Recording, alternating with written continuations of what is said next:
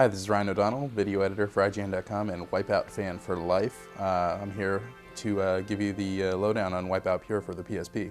When the PlayStation launched in 1995, there weren't that many games that were available directly at launch, but one of them was the original Wipeout, which was developed by Psygnosis. Wipeout was great because it had a unique blend of style and gameplay that wouldn't have been possible in a cartridge-based medium because of its reliance upon CD audio and high-resolution 3D graphics. Now to help launch the PSP, SCE's internal team, Studio Liverpool, has developed a new Wipeout, the sixth in the series, called Wipeout-Pure. This is the same developer that was responsible for the lackluster PS2 racer Wipeout Fusion, which, I don't know, tried a lot of new things, had wide open tracks, had upgradable vehicles, and basically, though it did have a lot of interesting features, it was by far the least polished Wipeout title ever released. So as the name implies, Wipeout-Pure is kind of a return to form for the series. It takes many of the systems that were in place for the older games and brings them back, kind of ditching a lot of the ideas that were put in place in Wipeout Fusion. For example, in Fusion, the vehicles handled a bit differently than they had in the past. So in Pure, the vehicles handle much more as they did in the older games from the back. You also have a bit more control when they're in the air, although most of the pitch controls are adjusted before the vehicle actually leaves the track. In addition, in the air, you can now execute a barrel roll maneuver. This is done by tapping either left, right or right on the stick just as you enter the air. The sweet thing about it is that beyond the fact that it looks really cool, is that you get a speed burst after you land.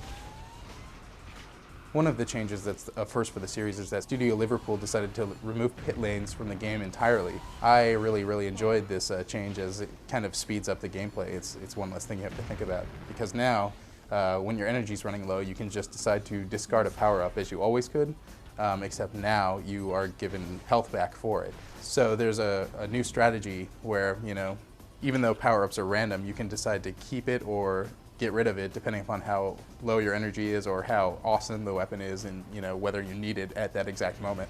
One of the major problems with Wipeout Fusion, in my opinion, was how strong the arsenal was. It just felt like you never really got a chance to learn the tracks or appreciate the speed of the game because like every 4 seconds you get hit by a weapon from behind. The sense of speed was diminished so greatly because of the increased power of the arsenal that it just ruined the racing element of the game.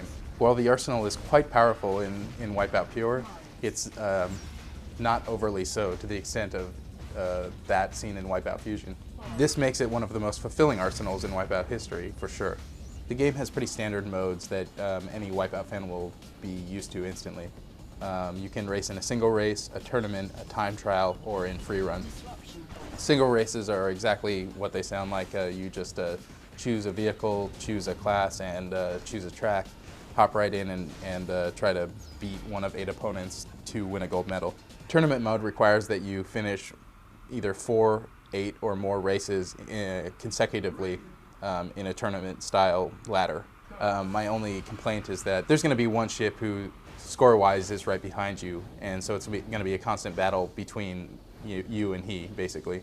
I don't really mind that the game pushes me hard to win. I just wish the standings were a bit more realistic.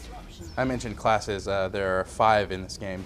Vector and Venom are unlocked from the start. They're the slowest classes. Later, you'll have access to Flash, Rapier, and Phantom. Each class has an increased top speed, basically. So by the time you hit Phantom, the game moves very fast. So it's recommended, like I said, to get in quite a bit of practice before you attempt the faster classes. One of the coolest new features in the game is called Zone Mode.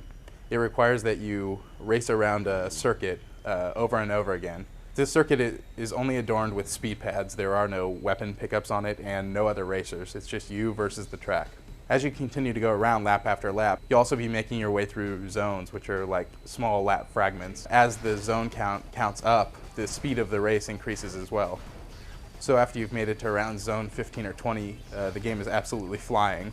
As you hit walls, obviously, you're losing energy. And once you lose all of your energy and your ship explodes, the game is over. Like many of the launch titles for the PSP, Wipeout Pure does support wireless play for up to 8 players. Players can choose to play either a single race or even set up a tournament. It's very easy to set up. You know, one person as a host, they just create a game, and then any other players in the local area network can join. And while it's running, it plays great. You know, there's very little lag. It's very fun to play. My main complaint is that once the race is over, you're kicked back to the main menu instead of into like a lobby area where you can just quickly set up another game. Everyone has to go through the setup process again, which is kind of obnoxious. It's hard to talk about Wipeout without mentioning its presentation, because Wipeout's presentation has always been one of its most astounding elements. The most obvious part of the package is obviously the game's graphics, which are absolutely phenomenal this time around. I mean, Wipeout Fusion looked pretty good on the PS2, mostly the fact that it was, you know, finally running with high-res graphics, high-res textures, running at 60 frames a second. It just made it look pretty good. But the art direction wasn't all there, or at least not there in the same way that it's just perfect in Wipeout Pure.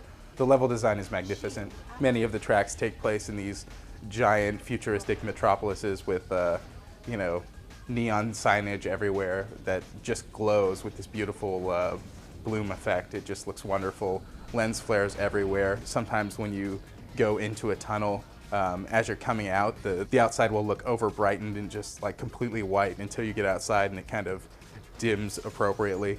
Just everything, the texture work, level design, vehicle design, even the menus are absolutely lovely. In fact, the only real problem with the presentation of the game overall is the fact that there are a few frame rate problems when there are a bunch of vehicles and weapon effects going off all at once. But it's not that bad. My written review went up a few days ago, and on the forums I just see people complaining about the frame rate problems and thinking that they're going to ruin the game experience. And that really isn't the case at all. It's a really minor problem. It's worth pointing out because it's one of the few flaws in Wipeout's presentation, which is otherwise pretty flawless. Wipeout games have always had good electronic soundtracks, usually from pretty respectable professional artists who are licensing their tracks to the game. Wipeout Pure probably has the best selection of artists and tracks that has ever been included in a Wipeout game. LFO, Paul Hartnell of Orbital, there's an Aphex Twin track in there, there's even a Colt Storage track. He's the old composer from the original Wipeout games who, you know, just does really great stuff. I mean, I've always been a fan of his work. Yeah, it's just great to hear him back. Yeah, overall, Wipeout Pure is one of the best looking, best playing games that's available on the PSP at launch. If you're a racing fan, I know there's plenty to choose from. There's really no better game to pick up at launch. Wipeout Pure is most definitely a return to form, and it's one I'm very thrilled about.